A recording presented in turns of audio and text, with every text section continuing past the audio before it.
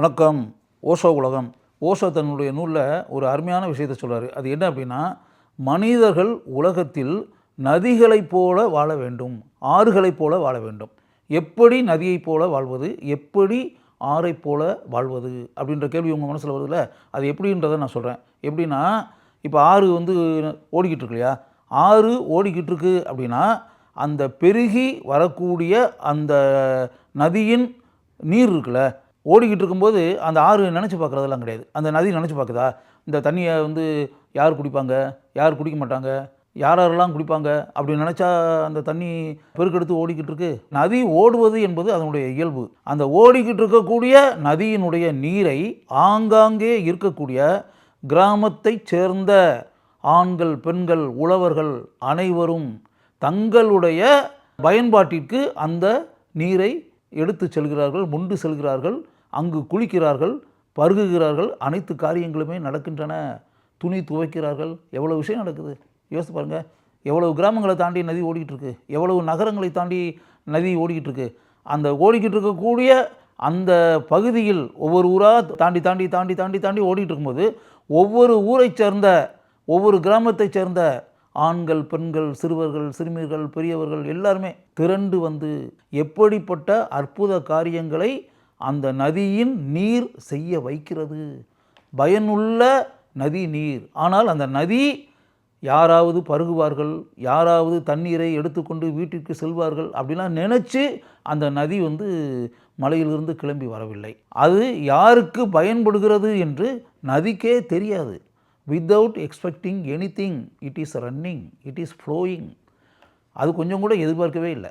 யார் யார் தன்னை அணுகுவார்கள், யார் தன்னை நோக்கி வருவார்கள் அப்படின்லாம் அந்த நதி நினைக்கிறது இல்லை. அனைவருக்கும் பயனுள்ள நதியாக நாம் இருக்க வேண்டும் என்ற எண்ணத்தை மனதில் வைத்து கொண்டு அது ஓடிக்கொண்டிருக்கிறது. ஓஷோ என்ன சொல்கிறார்னா, மனிதர்கள் இந்த உலகத்தில் நதியை போல இருக்க வேண்டும். வெறுமனே வாழ்ந்தோம் இறந்தோம் அப்படின்ற மாதிரி இருக்கக்கூடாது. நதி எப்படி இந்த உலக மக்களுக்கு பயனுள்ள ஒன்றாக எதையும் எதிர்பார்க்காமல் ஓடிக்கொண்டே இருக்கிறதோ, அதே போல் இந்த உலகத்தில் இருக்கக்கூடிய ஆண்கள், பெண்கள் அனைவருமே நதியை போல இந்த உலகத்திற்கு பயனுள்ளவர்களாக இருக்க வேண்டும். உலகத்திலிருந்து எதுவுமே அவங்க எதிர்பார்க்கக்கூடாது.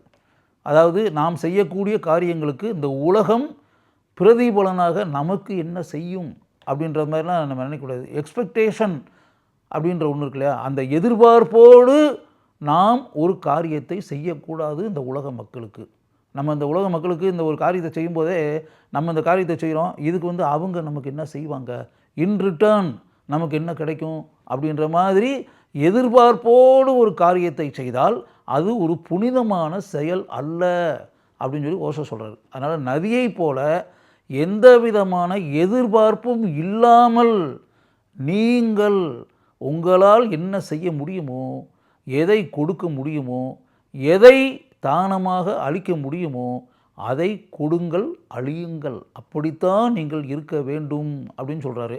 அதோடு சேர்ந்து ஓஷோ ஒரு விஷயத்த சொல்கிறார். எப்படின்னா, இப்போ நதி கிளம்பி போகுது இல்லையா, ஓடிக்கிட்டே இருக்கும்போது அந்த நதி எங்கு போய் முடிகிறது, கடலில் போய் முடிகிறது.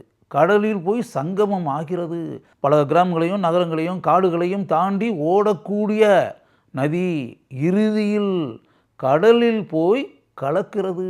ஓடிக்கிட்டு இருக்கக்கூடிய அந்த நதி நீர் அப்படி இருக்குல்ல, அது மரணம் அடையவில்லை, அதனுடைய வடிவம் மாறி இருக்கிறது. நதி இப்போது கடலாக ஆகிவிட்டது.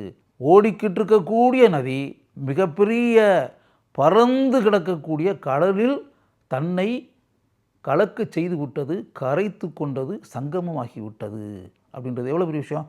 இந்த உலகத்தில் வாழக்கூடிய மனிதர்கள் அப்படித்தான் இருக்க வேண்டும். நதி எப்படி கடலில் போய் சங்கமமானதோ அதே போல உங்களுடைய இறுதி அப்படின்றல அது நதியை போல பயனுள்ள வகையில் முடிய வேண்டும். அப்படி இருப்பது தான் ஒரு சிறப்பான மனித வாழ்க்கை அப்படின்னு சொல்லி அர்த்தம். அதே நேரத்தில் இந்த உலகத்தில் வாழக்கூடிய மனிதர்கள் எத்தனை பேர் கடலில் கலக்கக்கூடிய நதியாக இருக்கிறார்கள். நதி எப்படி கடலில் கலக்கிறதோ அதே போன்ற முடிவு பெரும்பாலான மக்களுக்கு இந்த உலகத்தில் அமைவது இல்லை. பெரும்பாலான மக்கள் கடலில் போய் கலப்பது இல்லை. அதற்கு பதிலாக பாலைவனத்தில் போய் தங்களுடைய வாழ்க்கையை முடித்து கொள்கிறார்கள். பாலைவன மணலில் முடியக்கூடிய நதி அப்படின்ற மாதிரி இருந்துச்சுன்னா அதனால் ஏதாவது பிரயோஜனம் இருக்குமா? மணலில் போய் ஃபினிஷ் ஆச்சு அப்படின்னா மணல் வந்து தண்ணியெல்லாம் உறிஞ்சி அப்படியே டிஸப்பியர் ஆயிரும்.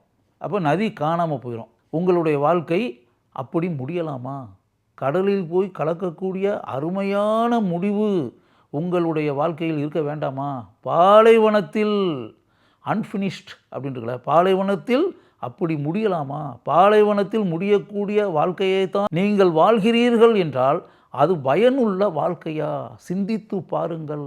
ஓஷோ தான் சொல்கிறாரு, இந்த உலகத்தில் வாழக்கூடிய மனிதர்கள் அனைவருமே கடலில் கலக்கக்கூடிய நதிகளாக இருக்க வேண்டும். பாலைவனத்தில் எந்த விதமான பயனும் இல்லாமல் முடியக்கூடிய வாழ்க்கையை வாழக்கூடிய மனிதர்களாக நீங்கள் இருக்கக்கூடாது. எவ்வளோ பெரிய உயர்ந்த விஷயம் யோசிச்சு பாருங்கள். இந்த புத்தகத்தை நான் படிக்கும்போதே மிக உயர்ந்த விஷயம் இது என்று என் மனதிற்கு பட்டதால் இந்த உலகத்தில் இருக்கக்கூடிய மனிதர்கள் அனைவரும் பயனுள்ள வாழ்க்கையை வாழ வேண்டும் என்ற எண்ணம் என் மனதிற்குள் இருப்பதால் உங்களுக்கு இந்த விஷயம் மிகப்பெரிய அறிவாக பயன்படும் என்று எனக்கு தோன்றியதால் ஓஷோ கூறிய அந்த மகத்தான உண்மையை இங்கு நான் உங்களிடம் பகிர்ந்து கொள்கிறேன்.